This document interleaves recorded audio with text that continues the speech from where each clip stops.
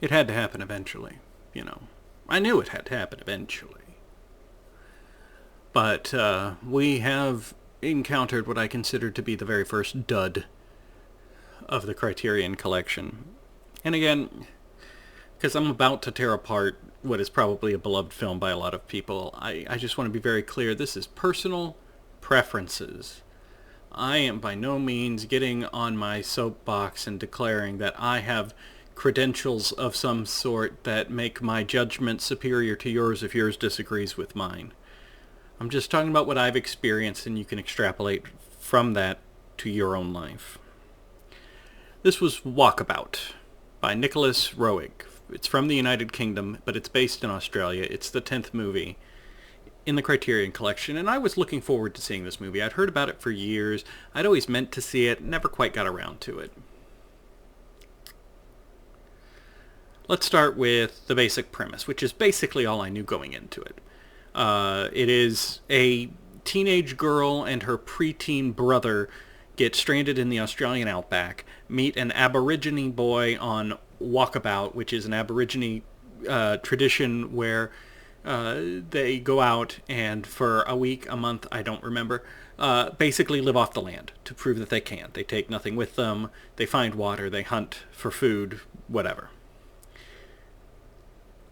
That's as much as I knew about the movie. My assumption was the movie would be about, even though they don't speak the same language, this Aborigine boy teaching them how to survive, and eventually they find their way back to civilization. That was my assumption of the story.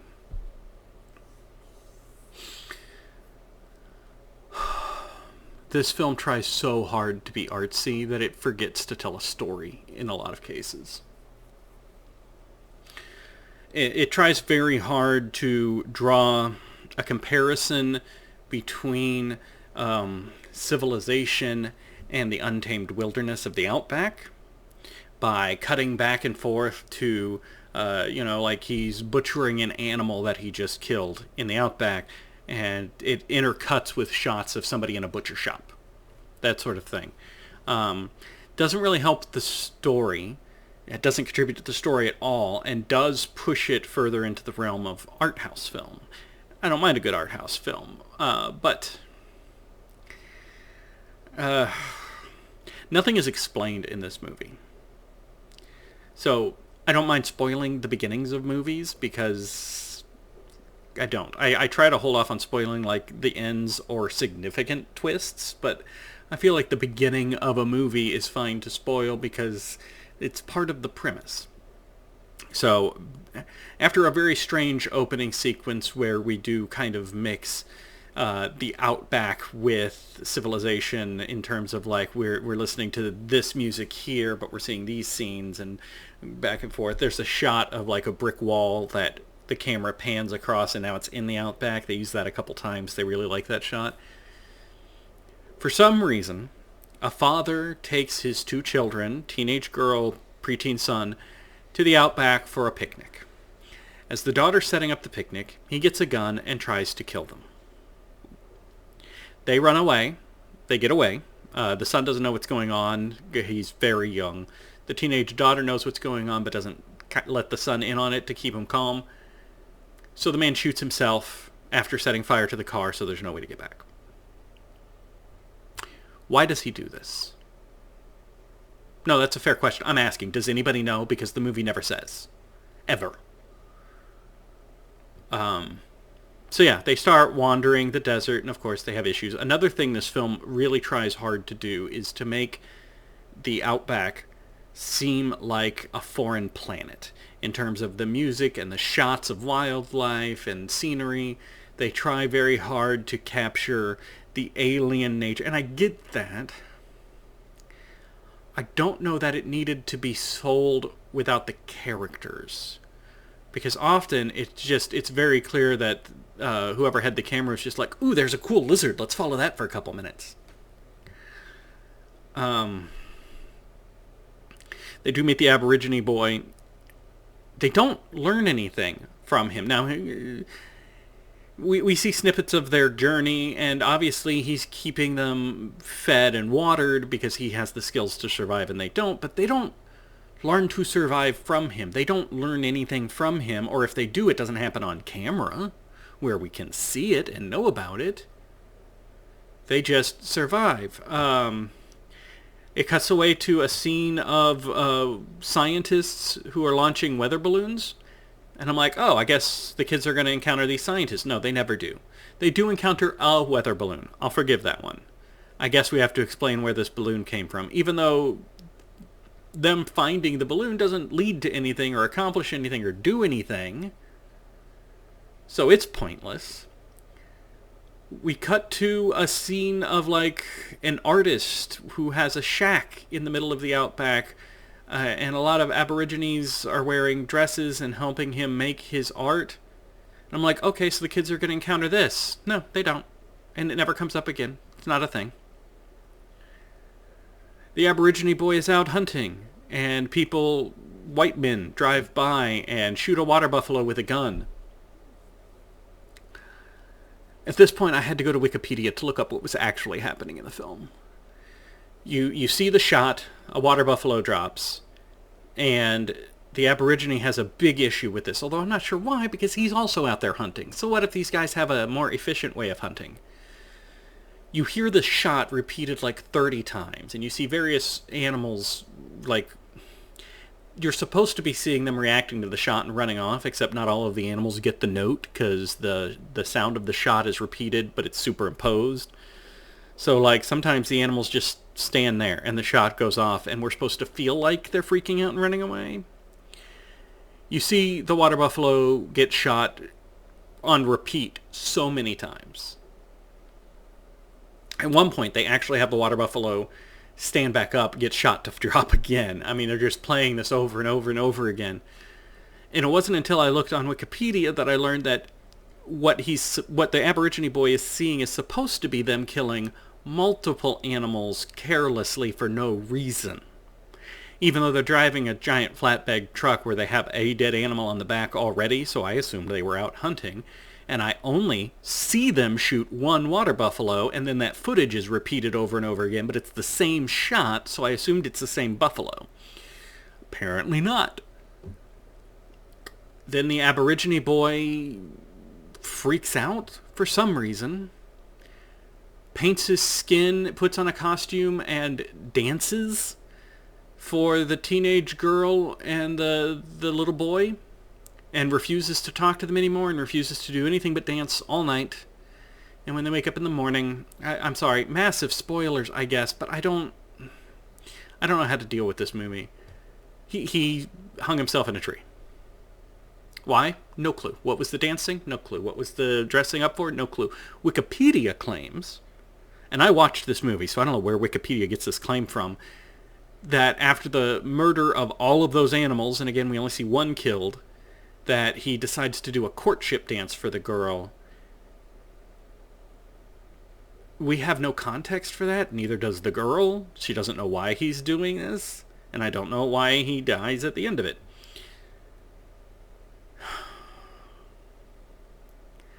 And I've seen a lot of people love this movie. Roger Ebert says it's one of the greatest films of all time.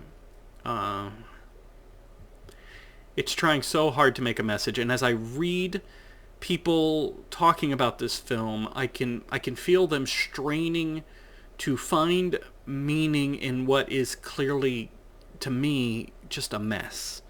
I understand some of the intent that they're trying to convey. I don't feel like it was conveyed particularly well.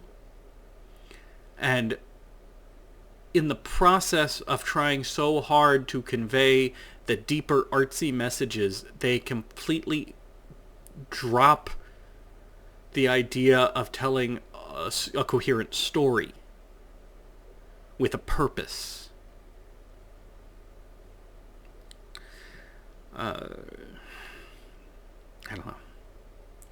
I guess also, fair warning, Jenny Agata, who is the teenage girl, was 16 when they started filming, turned 17 while they were filming, and has multiple nude scenes in the movie now. The British Film Board has, this film came out in 1971. The British Film Board has changed its rules on nudity a couple of times since then, and every time it's changed its rules on nudity, this movie has gotten a green check mark, a thumbs up, a pass, whatever, because the nudity is not sexual. I mean, it's she's skinny dipping. At one point, she's changing her clothes. So I guess if you have a clinical need to see 17-year-old Jenny Agutter naked, I've got a recommendation for you. I don't know, man. I'm very disappointed by this one. And again, it's just me talking person. I could almost do a WTF cinema of this film where I break down everything that I find bizarre and bad.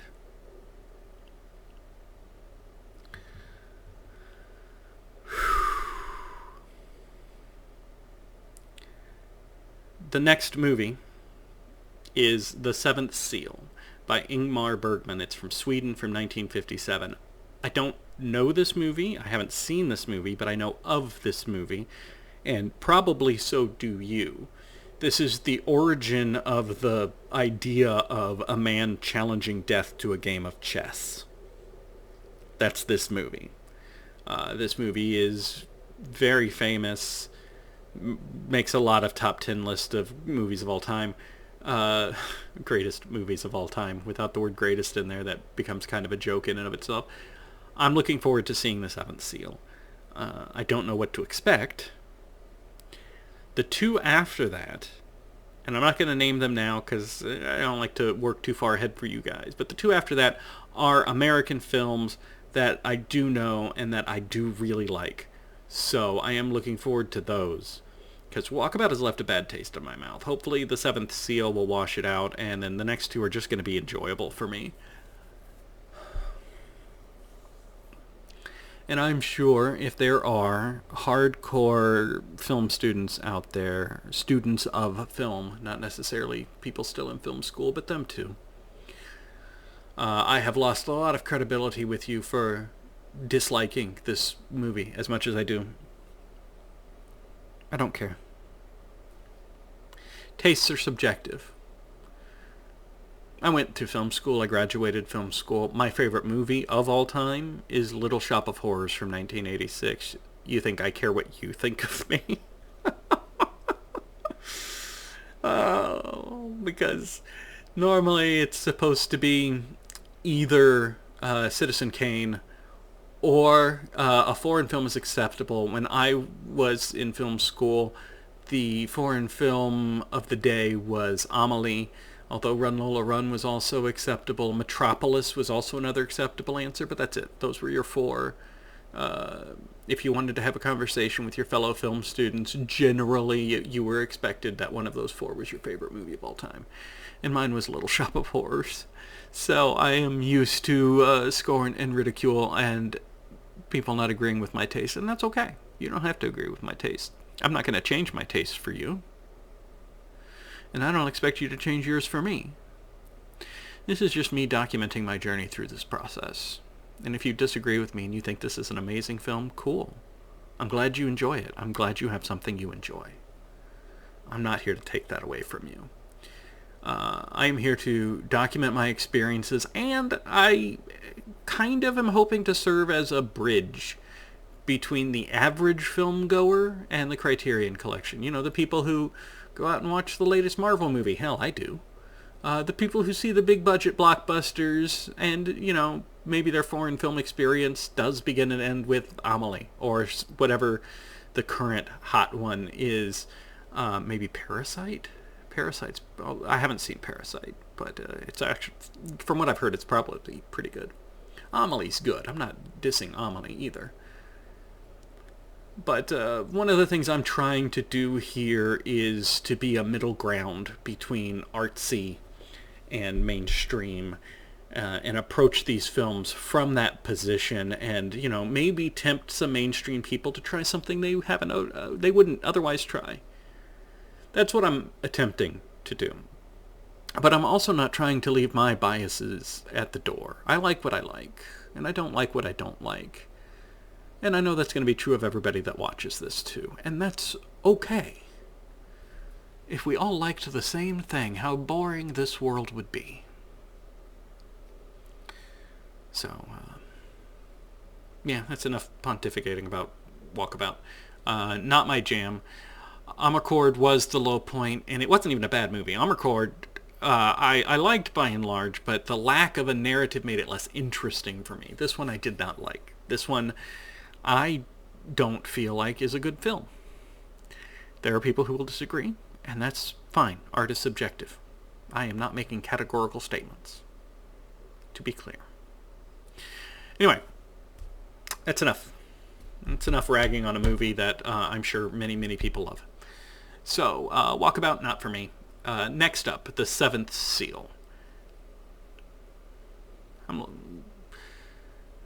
Normally I'm looking forward to it. If you'd asked me before I saw Walkabout, I'm looking forward to it. But this one has left a sour taste in my mouth, so I'm a little... It'll probably be about a week before I have time to watch it anyway, so I'll have time to clear my head. Anyway, those of you who have been following this project, thank you. Those of you who haven't been following this project can't hear what I'm saying right now. So, yeah. Have a good day. I'll see you guys around. I'll see you next time.